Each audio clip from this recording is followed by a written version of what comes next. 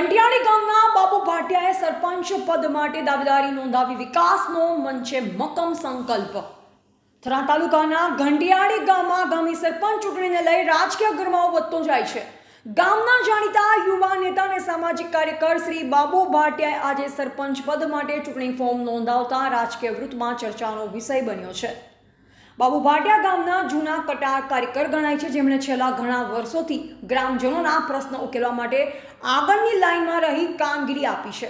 તો એ પત્રકારો સાથે વાતચીતમાં જણાવ્યું કે મારું લક્ષ્ય માત્ર ચૂંટણી જીતવું નથી, પણ ગામમાં વિકાસ, સ્વચ્છતા, યુવાનોને રોજગારી અને મહિલાઓ માટે સશક્ત નીતિઓ અમલમાં લાવી છે।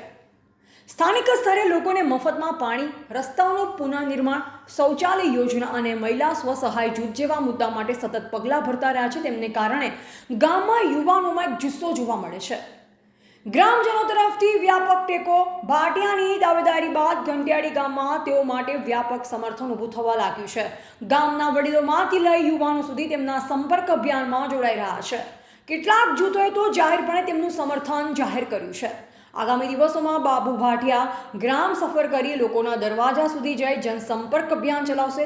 પોતાના વિઝનથી ગ્રામજનોને માહિતગાર કરશે।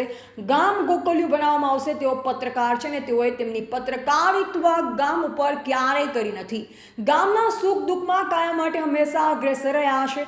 ગામની ઓળખ ગુજરાતભરમાં થશે તેવું ભાઈચારાની ભાવનાવાળું ગામ બનવાની ખેવના રાખે છે। ગામના ગ્રામજનોને બાબુભાઈ કહે છે કે મારો મુખ્ય ઉદ્દેશ ગામનો વિકાસ અને પ્રગતિ તેમજ ગામના સૌ ગ્રામવાસીઓ હળીમળી અને ભાઈચારાની ભાવનાથી એક સંપત્તિ રહે અને ગામમાં સુખાકારી રહે તે સુધી તેમણે આ ફોર્મ ભર્યું છે અને સમગ્ર ગ્રામજનોને નમ્ર વિનંતી કરી છે કે તમારો અમૂલ્ય અને કિંમતી વોટ મને અપાવી વિજય બનાવશો તેવું ગ્રામજનોને વિનંતી કરી। વાસીઓને આશીર્વાદથી આજરોજ મેં સરપંચ પદના ઉમેદવારી માટે ઉમેદવારી નોંધાવી છે।